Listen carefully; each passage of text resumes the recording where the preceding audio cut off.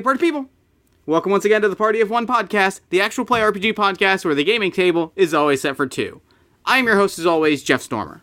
This week on the show, I am joined once again by Jason Cordova, lead organizer of the Gauntlet gaming community, an incredible group of podcasters, game designers, and role-playing game enthusiasts of all kind. Check out their work at gauntletrpg.com for the second half of our Cthulhu Dark two-parter. Before we dive in, though, a brief reminder of the content warnings for this episode. This mystery deals heavily with themes of sexual exploitation and pornography. There are strong body horror elements, and in this episode in particular, there's a brief instance of animal self-harm. And with that said, let's not waste any more time. Let's throw it over to me in the past so that he can get started with the show. Take it past me. Thanks, future me. This week I am sitting down once again with Jason Cordova. Jason, thank you so much for coming back. Oh, thanks for having me back. So, we are picking up where we left off with our Cthulhu Dark adventure. So, why don't you take a moment and fill us in on what has happened so far? Well, so far, our protagonist, Calvin, has begun his investigation of the disappearance of a young woman named Elsie Hunsaker, who goes by the stage name Dahlia DuVain. Hasn't really earned her stage name yet because she's only been in a couple of bit parts. But she's gone missing, and Calvin has tracked her down, her last known whereabouts, to the Hotel Miramar, where she had been staying for a while, where she was a long-term resident, and is indeed, we discovered, still having her bill paid by someone. Calvin did a little bit of investigation and discovered that she has a connection to a person named Mr. Appleton, a sort of man about town who is engaged in some pretty interesting activity. And Calvin further learned and discovered that Mr. Appleton had in his possession a book, a photo book called the Tijuana Bible, and started to get a bad feeling about this book, particularly the fact that there's this sort of like strange, disgusting smell that is haunting Calvin and seems to be associated with this book in some way. And Calvin, there at the very end, while waiting for Mr. Appleton to come back to his room, has decided to burn the Tijuana Bible because there were noises coming from his messenger bag where the Tijuana Bible was at. Mm-hmm. So, yeah, a couple of other little details, too. Mr. Appleton has experienced some sudden weight gain. Mm-hmm. Went from a size 40 to a 48 overnight, which... Seemingly, yeah. Something's up. And this may or may not be connected to a body that turned up at the hotel about a year ago that the police never investigated, that the papers never reported on, that stories indicate that it was bloated, skin ripping, took up the entire bed. Pretty horrific sounding. I bet there's a connection. Sure seems that way. And so, real quick before we pick back up, the same content warnings as previous episode applies. There's going to be some sexual content, some pornography, some sexual exploitation themes. Never sexual assault, child abuse, pet abuse, that sort of thing will never be presented on screen. And veiled eye injuries. Awesome. So, Calvin, you had heard this strange sort of muffled breathing sound coming from the direction of where your bag was, your bag that contained some documents as well as the Tijuana Bible. And you said that you took some of the sort of official documents out of the bag that you'd snatched and were going to burn the Tijuana Bible. You had your lit cigar that you threw in there, right?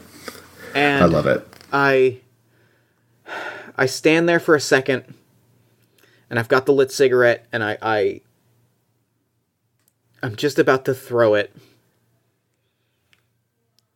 And I pull back, and I say, not here, not right now. And I pull back, and I grab it.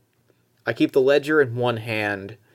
I just, kick my way through the door. I've got the cameras weighing heavy on my neck, and I'm sort of like holding the messenger bag and the ledger, kind of like cradling them like a baby in my hands as I like run down the hallway. I barrel down the stairs. I kick open the door to the stairwell, and I just kind of run through the back door of the hotel into this alley. I find the first trash can that I can find, and I throw the whole messenger bag in there, and that's where I just wing a lighter Just Nice. full on Zippo into the trash can, light the whole thing up. Did you save anything from Mr. Appleton's stuff? Or was it... I saved a ledger. I took a Okay, ledger. got it. Perfect. A ledger of names is what I was looking for. Fantastic. Go ahead and so what you're going to do now, this counts as suppressing mythos knowledge, which we talked about last time. Mm-hmm. Go ahead and roll your insight die, and as long as you get under a 5, then you're going to lower your insight. That is a 1.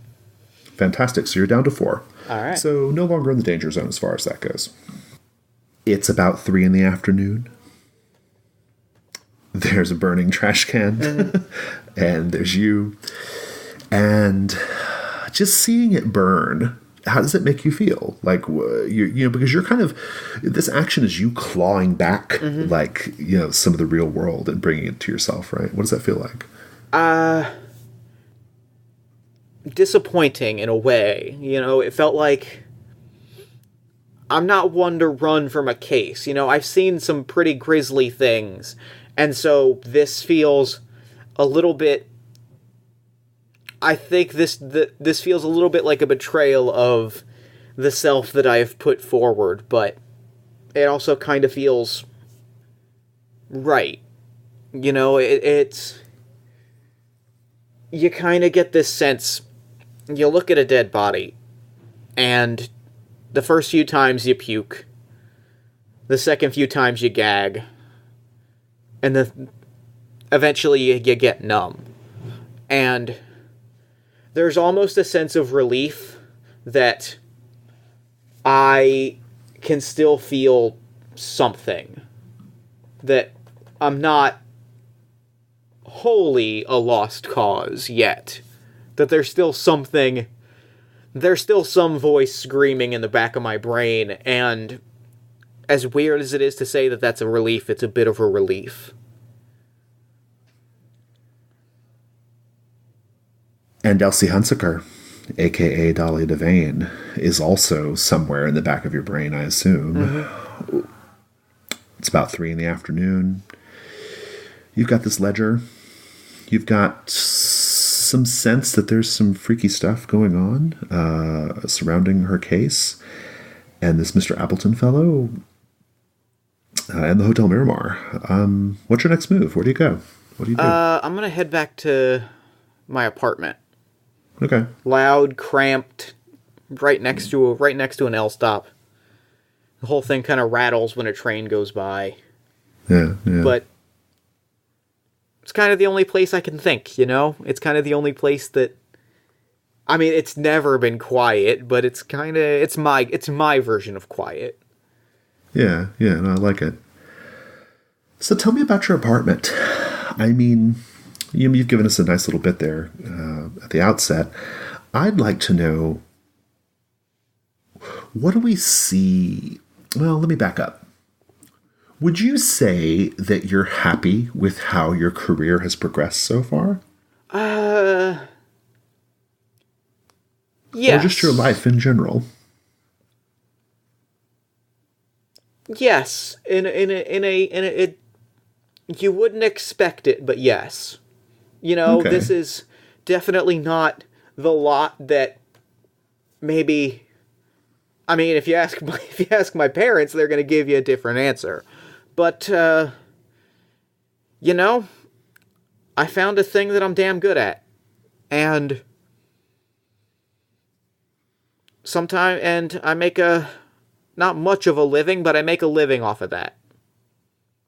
There are worse ways to describe a life.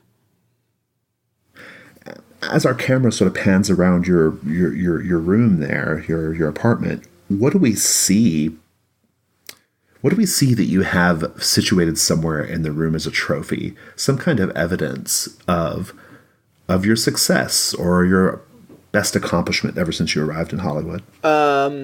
My apartment is littered with some still developing and some published crime scene photos. It's a bit of a grisly scene in and of itself. But there are photos plastered on the wall, and the achievement is there is framed a front page is it the LA Sun? Is that the big newspaper? What's the big I'm not sure. We'll just say there's one called LA Sun. Yeah. Yeah, the LA Sun. There's a front page spread of there's a front page spread of the big there's two pictures, and the big achievement is I took both of them. There is, and it's kind of a picture-in-picture effect of there's a smaller picture of a dead body. A local politician had been shot, and I was the one on the scene that got a picture of the body. And a bigger picture of the guy that shot him. Police used my picture. You know, they used the pictures that I gave them. They pieced them, they kind of like looked them over, and it helped them construct a narrative. It helped them put this guy away. And so the bigger picture is this guy getting hauled off to prison. Nice. And so for as morbid and macabre as my apartment looks, there's that one little symbol of like, I did a good thing one time. I helped someone one time. Who knows? I could do it again. Possibly. Speaking of which, what do you do? I am going to start going through names in this ledger. Going through, seeing what I can piece, seeing the names that I recognize, seeing the names that I don't, and then starting to go through, I picture I've got big filing cabinets in my room of both crime scene photos and, like, published police reports. Just anything that could, like, push me towards a story if I'm supposed to, like, piece together the narrative of something. So I'm starting to, like, look through these filing cabinets, look through names, and see if anything lines up of anybody that's been convicted, anybody that's got a record, any names that might jump out as dangerous or interesting or linked to something grisly or morbid or dark. I love it. Let's have at least a 2-die roll on that, and I'm going to look at my notes while you roll your dice. I think I'm going to go for 3 on this. Cool. I think this is definitely throwing my insight in there. That is a 3. That is a 3 tops. Okay. Well, was the insight die higher than either of the other two? It was not. No. Okay. Cool. So we're looking at a 3. Awesome. It's hard to make sense of any of it. The names are clearly pseudonyms, like made up of first names and surnames of famous actors and actresses, right? Shuffled up into different combinations, right? Like Greta Dietrich, right? Sure. That kind of thing. And you're going through your old files. This city's filled with crime and debauchery and bad stuff, right? Going through a bunch of stuff, not really turning up much that makes any sense vis-a-vis Elsie. The one consistent thing that you're able to piece together from both the ledger as well as just stories, like old news clippings, just things you've been looking at. Particularly, there are some old news clippings related to a particular pornography ring that was kind of cracked down on a few years back. Sure. The one thing that comes up that's consistent through some of this stuff is an address. That address is 120 North Farm Road 2. This address comes up over and over again. It is still technically in the city, but it's definitely on the outskirts of the city. It's more just kind of a rural part of the county, really. And this address just comes up. You have no idea what's there. You have no idea. You have no idea what you'll find. You don't even know for sure necessarily that it's connected to Dahlia DuVain, but it is an address that comes up. You can ask some follow-up questions on that along those lines if you wish. So you said this is an address in the city? Technically in the city, but it's actually like out, like in kind of a rural part. Like it's within the boundaries of this, like it's within the boundaries of the police jurisdiction, right? Got it. But it's out in the burbs. basically. Indeed. Yeah, before the reverbs, right? Yeah, right. Yeah. Okay, so that's definitely concerning. I mean, there's no, like, I feel like anytime people are leaving the strip, it's a little concerning. Yeah. But, like, you see lots of things being sent to this address, right? And being sent to and sent from. The address pops up a couple of times as an address. For example, a few years ago, there was that pornography ring I mentioned. It was a house where, like, some films were being made, right?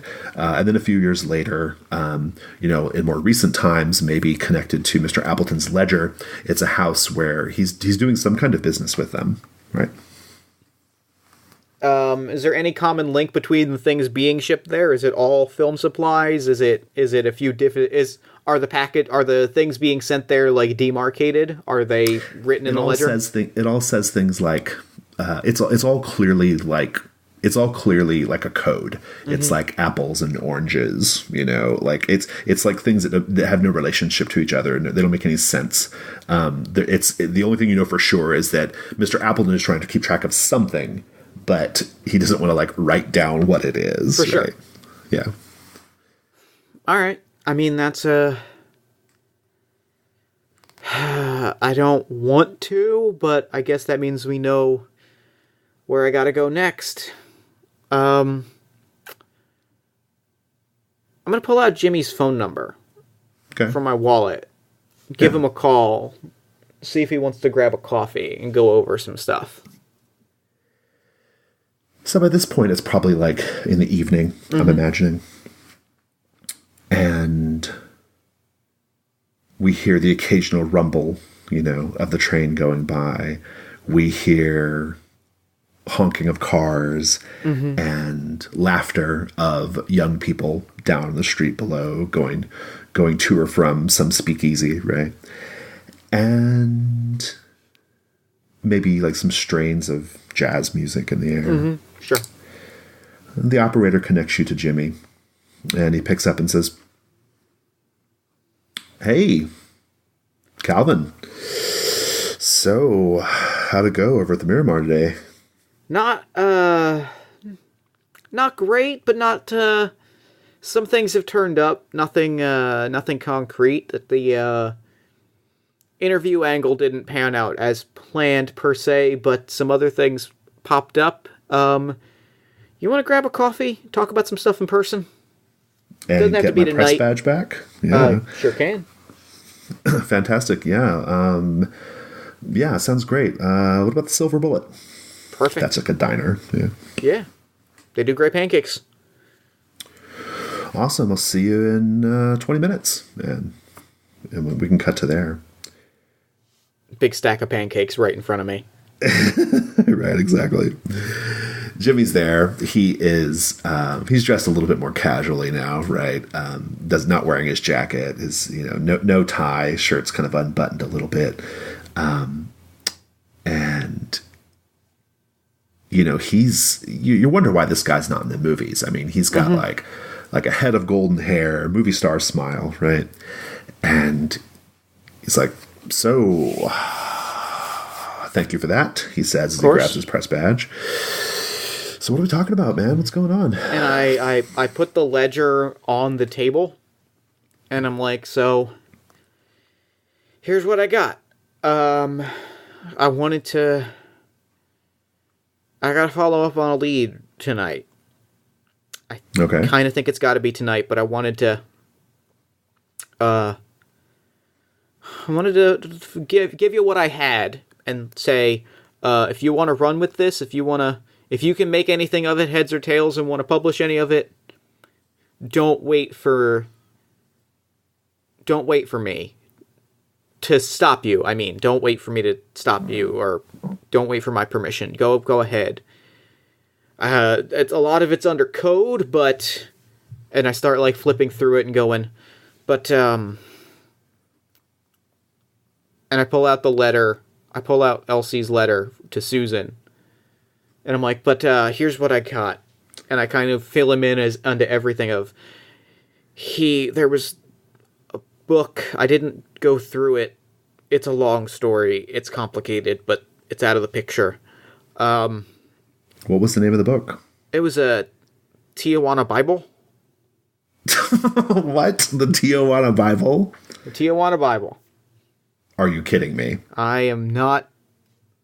Hand to heaven. Not kidding you. You know what the Tijuana Bible is, right? Of course I know what the Tijuana Bible is, but this was not... Oh, what is it then? It's a book of sexy photos. You pass it around. Right. But it's supposed to be, the urban myth is that it is the book of sexy photos, that every photo connects to some sort of like politician or the Pope or the King of France, right? Like there's pictures of every major powerful person, New World Order shit, man, like caught, in flagrante delicto with donkeys and whores. I mean, it's someone's pulling a gag on you, man. There's no such thing as a Tijuana Bible. Yeah, no, I know that, but like that's what the book was. That's what it was labeled as. Do I think it was the Tijuana Bible? Of course not. But I think this guy probably had the pull to make a Tijuana Bible, if you know what I mean. Town like this, you could probably pull together some fairly raunchy photos.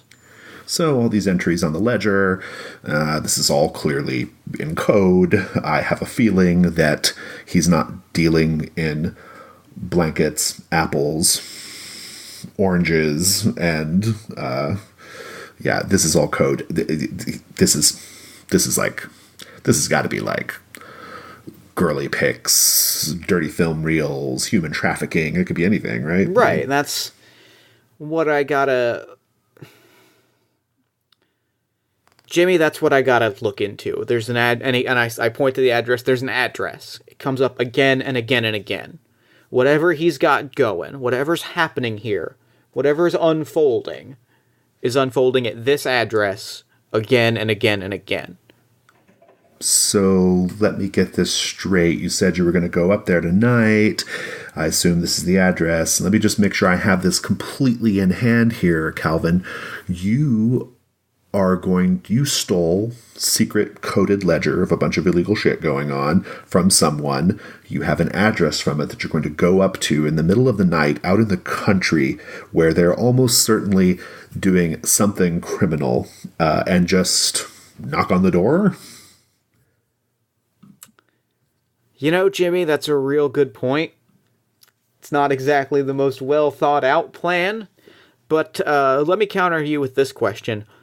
What would you do here? I mean, we can't just, and I point to the ledger that is currently like in his hands. We can't just let this drop. Wait. This is a little hot here for me, Calvin. I mean, I know I said I'd help you out with this story, but I mean, are you suggesting we jump in my car and drive out to Farm Road 2 right now? Go poking around like nighttime detectives or something? Like what do you? No, I'm not suggesting that we go poke around. I'm suggesting you write up whatever story you want to write up about this. I go poke around, and then what happens to me proves or disproves it. Either I turn up with some mundane proof of nothing, maybe I turn up with proof of criminal activity, or if I don't turn up, then you've got some wonderful written records of the last time that I was seen alive. I'm giving you a golden ticket, Jimmy. Man, you really care about this Dahlia DuVain, don't you? I mean, there must be something special going on there, huh, Calvin? You'd laugh at me if I told you. I've heard it all, man. I've heard it all. So there was this movie, right? And I bust out a fresh. This is a fresh cigar level story.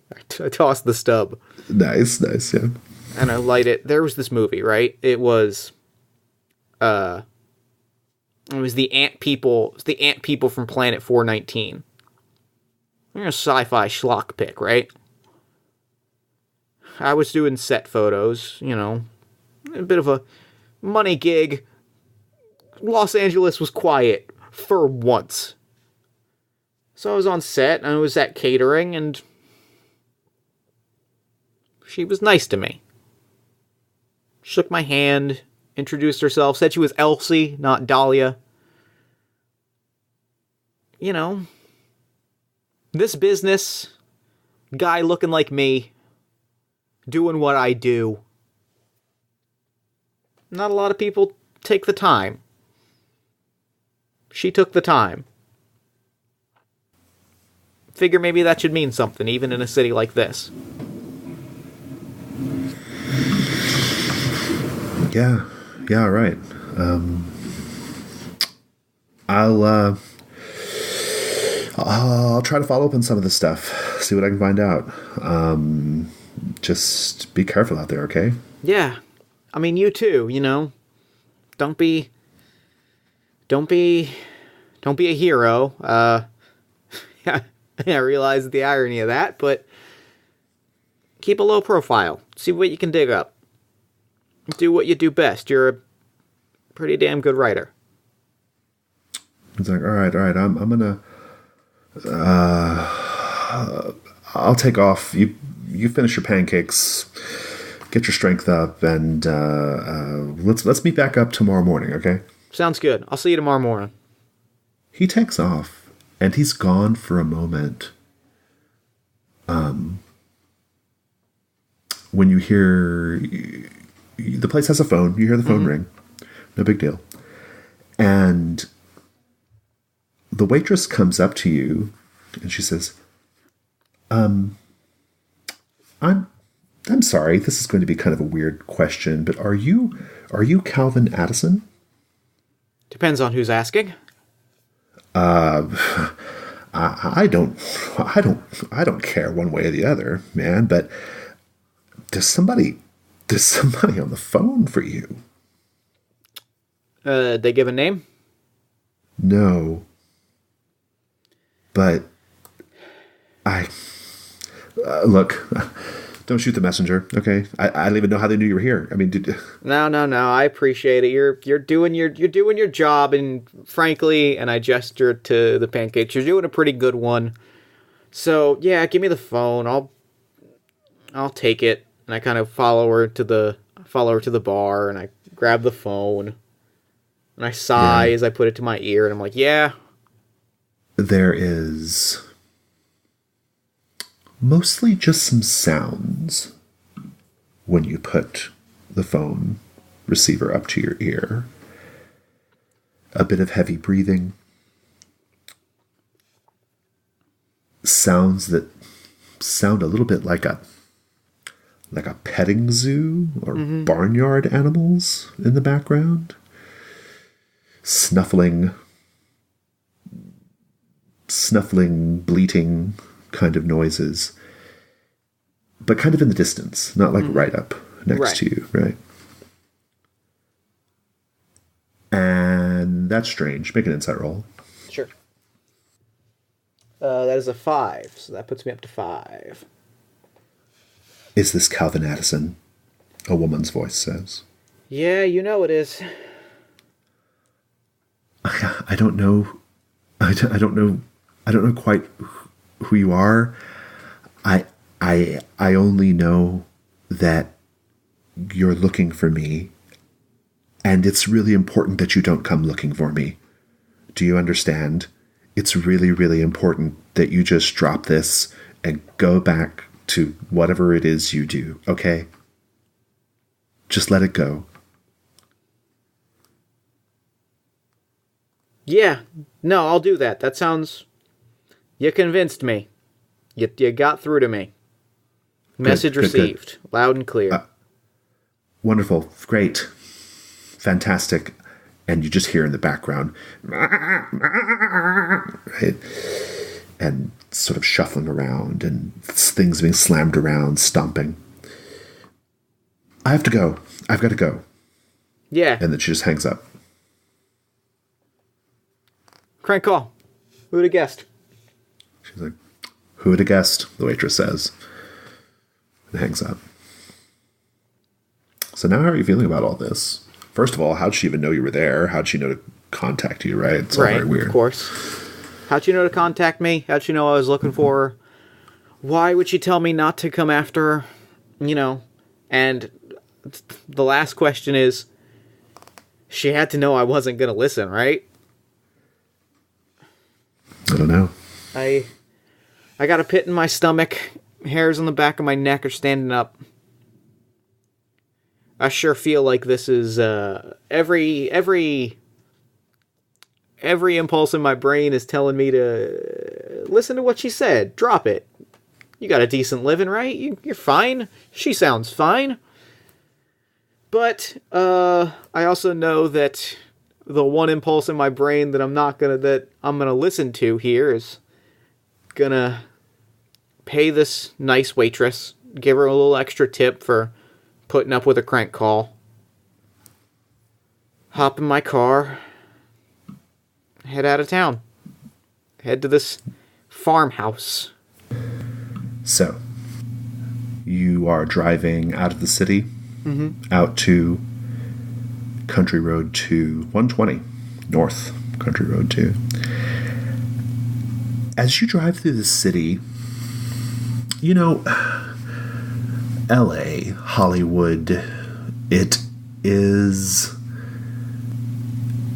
on the one hand, it's a city that, you know, for a lot of people, you want to just say to hell with it. Like, it's not worth saving, right? Yeah. And on the other hand, though, you also know that there is something here worth saving, you know, that there's something redeemable about this place, right? I'd like to know what you see as you're driving through the streets, going out to the highway. I'd like to know what you see that is both a reminder, something that makes you say, to hell with this place. But then something else that makes you say, nope, I gotta do this. I gotta keep going. As I'm kind of making my way through, just as I'm starting to leave the city proper, I see a movie star, mid-level movie star walking down the street, and 3 or 4 paparazzi directly behind them, snapping photos, screaming questions, the whole movie star experience. And I'm just like, vultures, every single one of them. And I practically roll down my window to scream at them like, you're giving all of it. And I stop myself and I just hands on the wheel. I'm like, it's not worth it. It's not worth it. But then I pass by a theater, and I see the posters, right? I see the posters, and I see people walking in, families walking out, people catching a late night movie, you know, couples going in on date night, families going in on their nights off. And I see those posters. I see those worlds of action and excitement, and that art, you know, that taking reality and making it something special. And there's something about the movies. I love it. Just something about the pictures. Fantastic. You get out to North Farm Road 2, 120. It's a little bit up in the hills, I guess. There are not many houses around. And indeed, 120 just leads you up to a gate, a sort of repurposed cattle gate, right? And an old, kind of, barbed wire fence. This kind of thing is, you've seen it before. It's pretty common. But basically, this gate leads to a road that goes up a little ways into the hills. There's some tree cover. And almost certainly there's a house or something at the top, right? You can't quite see the house yet, though. But the mailbox, you know you're in the right place. It's nighttime. The moon's hanging up in the sky, casting a silvery light down on everything. In fact, casting a silvery light down on a dog, 10 or 20 paces away, your only companion here on the road. The dog is on the ground, curled up, has its face like nuzzled in something that it's curled up around, like he just got a hold of a squirrel or something, possibly, right? But yeah, you're there. What do you do? I made it this far. Only one way to go from here, and that's straight. So I'm gonna look around, poke at this cattle gate. Poke around the mailbox, look for a way into whatever building this is, because whatever answers I'm looking for, or shouldn't be looking for, but am looking for, whatever's on the other side of this is here, so I gotta just press on. Mailbox is empty. The gate is not locked. It has a latch, can be lifted up quite easily. And yeah, just quiet crickets and that dog occasionally giving like a happy whimper, like he's got something really good over there. What do you do? Yeah. I'm gonna look over to the dog. I think I got I'm gonna grab like a piece of jerky or something, like a real trashy snack or something from my pocket, from my vest pocket, and kind of throw it over in the dog's direction as I kind of lift the latch on the gate, sort of get ready to head inside. The dog lifts its head up, turns, looks at the jerky, acknowledges it, and goes back to whatever he's nuzzled up going after. Clearly much better than that piece of jerky. What are you, ingrateful? Yeah, this is weird behavior, right? Like, dogs live for shit like this, right? I'm gonna if you don't want it, I'm gonna eat it. And I kind of hustle over there and to go grab my jerky back, starting to wave my hand, get out of here. I'm not good enough for my jerky anyway. The dog doesn't seem to be too perturbed by you. It looks up and kind of gives you it's just a sort of medium-sized kind of mangy mutt dog, right? Stray. He looks up and gives you like a happy bark, not a threatening bark, Aww. A little happy bark. And you also notice that it's got little rivulets of blood dripping out of its mouth and down into the ground. Looks like you already had dinner. What do you got there? Do you go take a look? Yeah, I'll go take a look. The dog appears to be gnawing on its own hind leg. Oh. You see exposed tendon and bone, and a pool of blood nearby. And it will try to nuzzle you like it wants to be petted. I kind of kick at its hind leg a little bit to be don't chew it. Don't chew. You don't gotta chew, guy. And I give him as I'm doing that, I'm kind of scratching behind his ear to be you don't gotta chew on. Come on, don't be chewing. You don't gotta chew. And he goes right back to chewing. Give me an insight roll. That's a 3, so it does not go up. Okay, you're good. The dog just goes back to minding its own business. Okay. What? Why? Okay.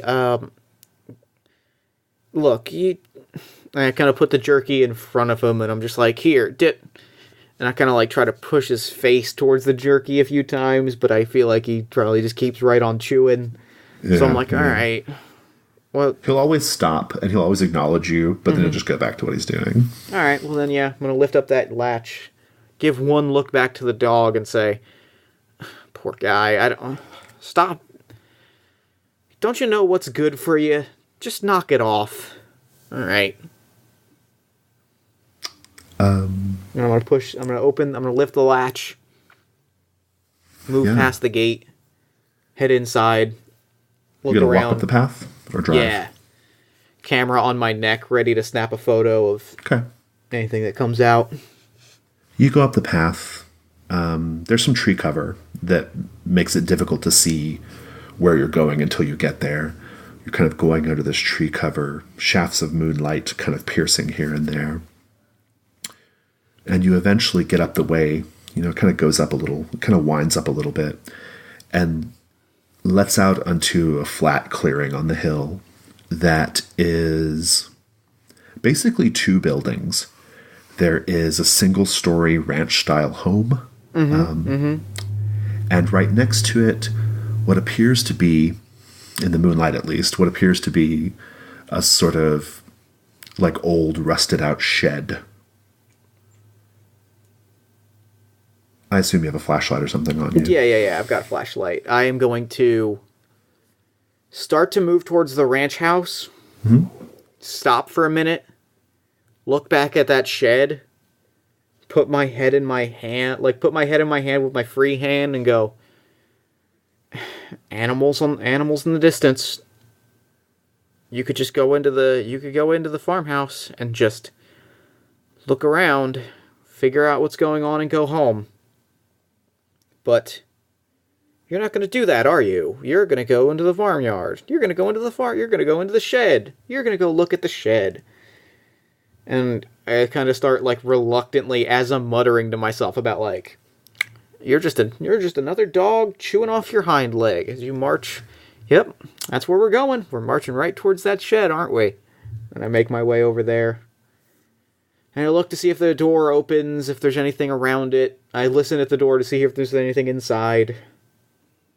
Indeed, the door is actually partially opened already. The wind catches a little bit, and there's a sort of creak as it kind of opens even wider, as if to welcome you in. And from the outside, you just see the inky blackness of the inside of the shed. You're welcome to go in with your flashlight, of course. I'm going to beam the flashlight around inside, see if anything is immediately apparent. How big is the shed? It's probably it's bigger than a sort of suburban, tool shed or whatever, right? Sure. It's bigger than that, but it's not quite as big as a barn, right? Okay. But it's a pretty good size. Then yeah, I'm going to flash my light around, see if I can catch the walls, see if I can get the layout of the shed. And if I can't, then I'm going to have to head inside. At a glance, you're going to see... well,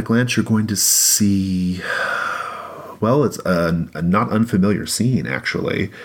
You're going to see what appears to be old set equipment, spotlights and maybe even an old camera, just being stored here. Yeah, that's what you see at a glance. No animals, no goats or anything. Well, that's a relief. I'm gonna keep a note of that. I'm gonna turn and head back towards the farmhouse. Whatever they're doing, they're filming something in the shed. That's never a great sign, but I feel like maybe my answers are in the farmhouse. So the front door. Do you go to the front or the back? I suppose is a good question. Back door. The back door, both doors, in fact, have they're almost certainly locked, but they have a little white intercom box that allows you to buzz and speak to whoever's inside the house. What do you do? I'm gonna roll my eyes back and say, "Don't make yourself known." That's yeah. I'm gonna buzz it. Good. There's a crackle.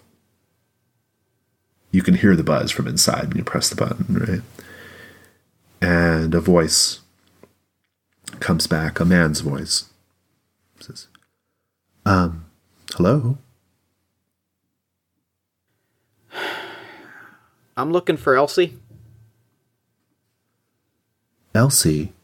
Yeah.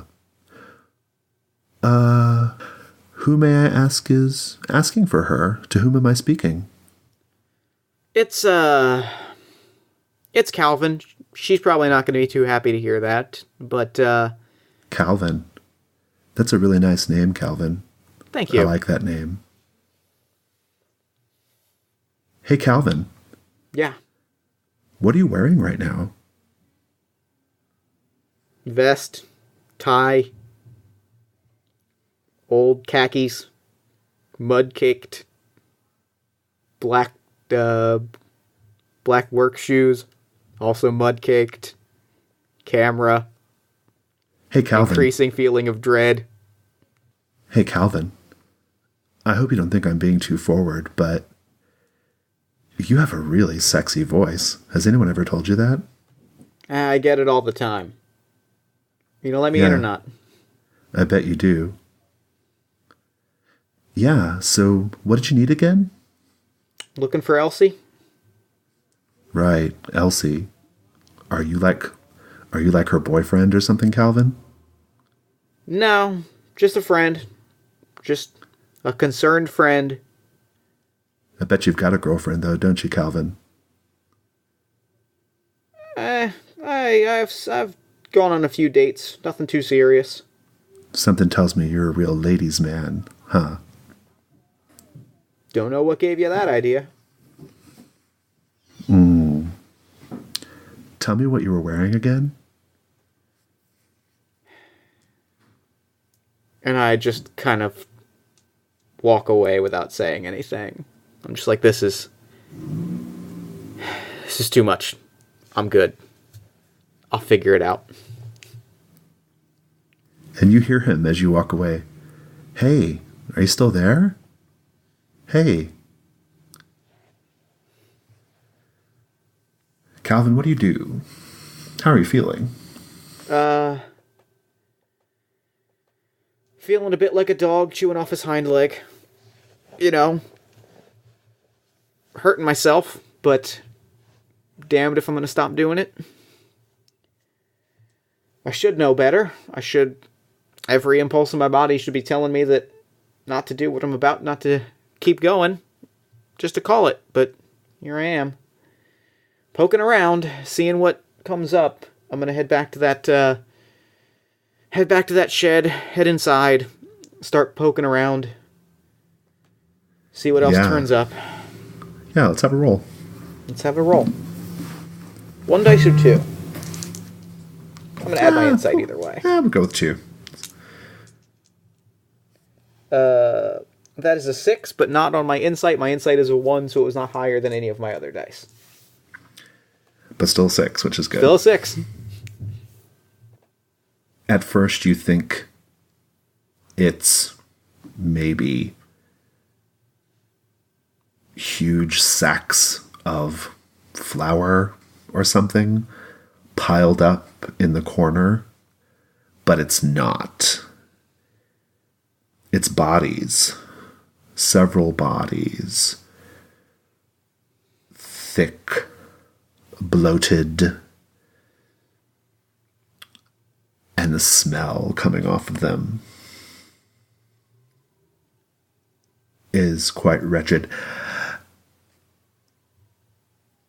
You press forward, I assume, or what do you do once you see these bodies? I snap a photo immediately. Something catches your eye about one of the bodies.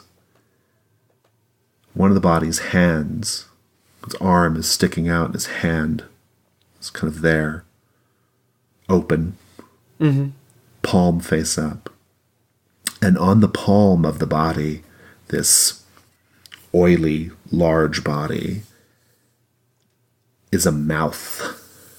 And I don't mean a tattoo. There's a literal mouth with teeth in the palm of this body's hand. And now I want that insight roll. Yep. That is a 2. Keep my composure, sort of.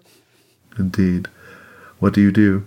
I snap a close-up photo as I'm back. Like, I kind of, like, shakingly get down on one knee. I snap a photo of the mouth on the hand. like at an angle where like you really get the shadow of the mouth to make sure to illustrate like this is a mouth, it's not a tattoo. And then I back up and I pull back my camera, I pull out that Zippo again, and I throw it. I start running towards the house. I start running towards the house. I'm too far. I need to know. Yeah, I think burning the bodies I think sounds like a great idea. And they actually go up pretty fast, interestingly. Mm-hmm. There's just maybe it's something about the oil on them, but it just like ignites, right? Mm-hmm. Go ahead and roll suppress mythos knowledge. Give me an insight roll. All right. That is a 2. Okay, you're going down to 4. Yeah. And you're just running toward the house? Just running towards the house. Front door or back door? Front door. I'm going to shoulder check it in. Nice. Let's have that roll. I am going to roll against you this time, though. All right. And I'm going to add my insight. My insight is a 1. Okay. That is a 5. 1, 5, and 2. Insight not higher than anything, but I did get a 5. Okay, I'm going to roll against you. I can only beat you with a 6. I got a 5, so you're good. Great result, right? Yep. You shoulder check the door. It pops open.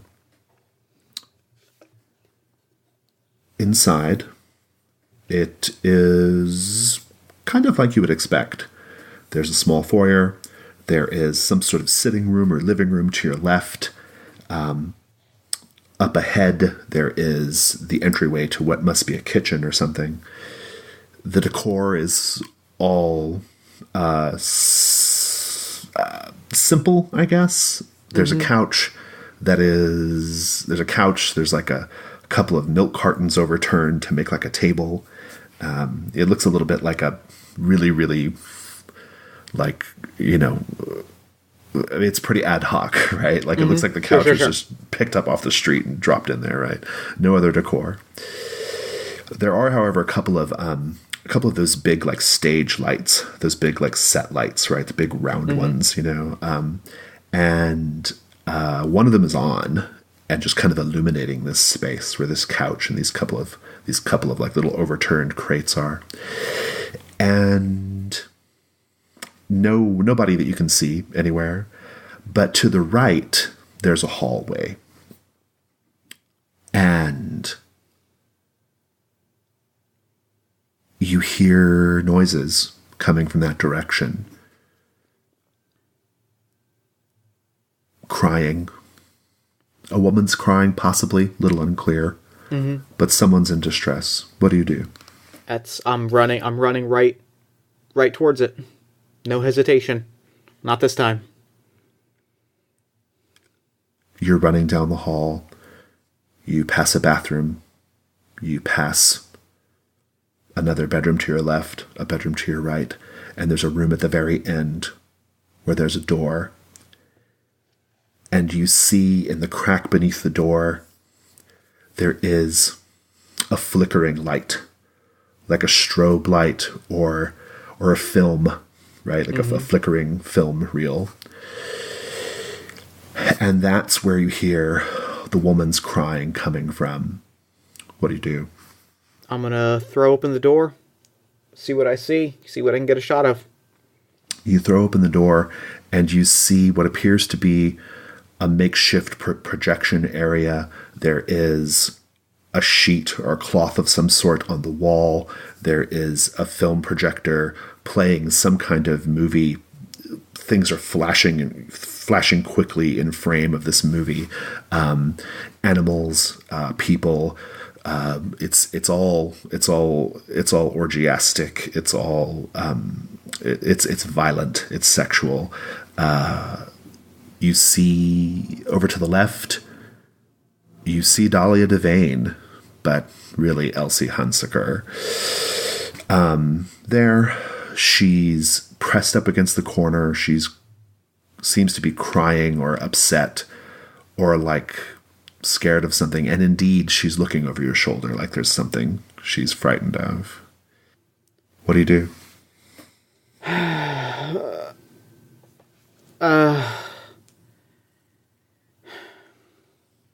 gonna kick over the camera. I'm gonna try and pull her out of here, I guess, if I can. You grab her, and as you turn, you see somewhat in silhouette now. It's poorly illuminated, especially with the projector kicked over. I think the projector is just laying on its side on the ground, like, flashing bursts of light, and you just see somewhat, sort of illuminated there. There's a body, wide and fat, on big, thick, stump legs, naked. There's no head. It's just shoulders. Mm-hmm. And it raises up its big, thick arms and splays its fingers wide. And you see on the palm of each hand, there's a mouth and a tongue that lolls out of each mouth. Give me an insight roll. All right. As a 1. What do you do? I turn. I contemplate snapping a picture, but I got enough material. I turn and run, and if she comes with me, like if I grab her, I grab her by the wrist, and I just start running in the other direction as fast as I can. As you guys are running down the hall, you hear the thing give chase. Its footsteps are heavy, like thump, thump, thump, thump. Like they just pound the floor, right? And give me a roll, a single die roll. Yep. Insight if you want it. I'm going to roll against you. I'm going to take an insight. That's a 6 on my insight. Right. I can't beat that, so I'll give you that insight roll. That's a 2 on my insight roll, though. Yeah. You're going to escape. All right. Let's just fast forward now, if we can. Yeah. Calvin, let's have an epilogue. Let's have an epilogue. You can show Calvin at any point in time in the future, whatever you'd like. If you need a minute to think about it, by all means. I think our epilogue is a grisly scene. It is like a roadside hotel or motel, something out of the way, and Calvin and Elsie are there. Calvin is actually dead. He is mangled, his body chewed up, bloated, killed, right? Elsie is crying and screaming and begging. They tried to run, they tried to flee, they even tried to skip town, and this thing found them. And it's looming, and it's approaching with a thump, thump, thump. And then we hear, "Cut!" Oh my god, you're amateurs. Goddamn amateur. Oh my god, the dead bodies don't just... You don't fall, you don't throw your hands up. And Calvin comes from off screen, full cigar in his mouth, and is just screaming at this dead body. And the actor sits up and is like, "What? I fell over. I thought that's what..." "No, you sprayed... You looked like you were like you knew you were dying. You've been attacked. You've been killed." Oh my god, amateur. Elsie, Dahlia stands up and is just rolling her eyes like, "We have done this take 17 times, Calvin. Make your god, just let the goddamn man do his god." Oh my god, I need a break. I'm taking a smoke break. And she walks off, and Calvin is screaming at this actor, and we cut away to Calvin's apartment back in the city. And it looks about the same. There are no more crime scene photos around. I don't think he ever had the strength, the guts, the constitution. I don't think he ever really could go back to crime scene photography. I think he's just a little too shaken for it. But next to that article about the politician, there is a poster. A poster for a movie release poster. Not a big movie, B-movie schlock, but it's The Terror from Room 413. Directed by Calvin Addison, produced by Dahlia DuVain, based on the award-winning article by Jimmy Wales. And I think we see that poster, and that's our closing shot, that they made something of this. And I don't know if anybody ever sees it. I don't know if the movie ever comes out. But they made something from it, right? And that's what matters. Nice, good. Well, that was Cthulhu Dark, Hotel Miramar. That's Cthulhu Dark. That was great. That was so good. Yeah. It was really fun. I had a good time. Oh, that was very, very good. Jason, thank you so much for coming on Party of One. This was a delight. Oh, yeah. Thanks for having me. So real quick, before we wrap up, why don't you tell the listeners at home where they can find your work. Go over your work again one more time and tell them where they can find it. Yeah, so I am I'm one of the organizers of the Gauntlet Gaming community. We are a podcast network. We have a huge monthly gaming calendar, and we produce a zine called Codex. Almost everything can be found, or at least some information about it can be found on our website, gauntlet-rpg.com. I'm on Twitter at GauntletRPG, and we have a Patreon. It's patreon.com/gauntlet. Perfect. Thank you so much for coming on the show. This was horrifying in all of the best ways. And I'm going to throw it over to me in the future so that he can wrap up with the show. Take it, future me. Thanks, past me. And thanks again to Jason for coming onto the show. That game was incredible. I absolutely loved it. Be sure to head to GauntletRPG.com or check the show notes for a link to the Gauntlet Google Plus community. They're a really great group of people doing really cool things and doing a lot to spread the passion for tabletop. I'm a really big fan of what they do. You can also follow Jason on Twitter at GauntletRPG. Then while you're on Twitter, follow us at Party of One Pod, then like the show on Facebook at facebook.com/PartyOfOnePodcast. Then head over to bit.ly/Party of One Discord to chat with us about professional wrestling, the show, role-playing games, all those things that people talk about. If you enjoyed the show, consider leaving us a nice iTunes review, a social media shout-out, or a word-of-mouth recommendation. Any of those things help new listeners find the show, which helps us do bigger, better, and cooler things. You can also consider backing our show on Patreon at patreon.com/PartyOfOnePodcast. Patreon backers get access to bonus material, mini podcasts, and interviews. And Patreon dollars help pay for equipment fees, hosting costs, live shows, convention appearances, all those things that keep the lights on. If by chance you listened to that episode and you thought, I just did not get enough of Jeff Stormer, I need more Jeff Stormer in my life, you should check out All My Fantasy Children, the character creation, storytelling, and world-building podcast powered by you. Every week, my best friend Aaron Catano Saez and I take a listener prompt and spin it into a fantasy tale, populating a shared universe one character at a time. New episodes drop every Friday at allmyfantasychildren.com. Party of One is produced and edited, as always, by Jeff Stormer and Jen Frank. All music for the show comes from the song Infinite Lives by Megaran, featuring the D&D Sluggers. If you'd like to come on to the show, whether you are a podcaster, game designer, professional wrestler, comedian, actor, writer, musician, celebrity chef, or you just enjoy a good role-playing game, you can email me at partyofonepodcast@gmail.com. And that's it for me. Until next time, thank you so much for listening. Remember to fight the forces of fascism every single day. Remember that self-love and self-care are radical and defiant acts of resistance. And as always, party on, everybody.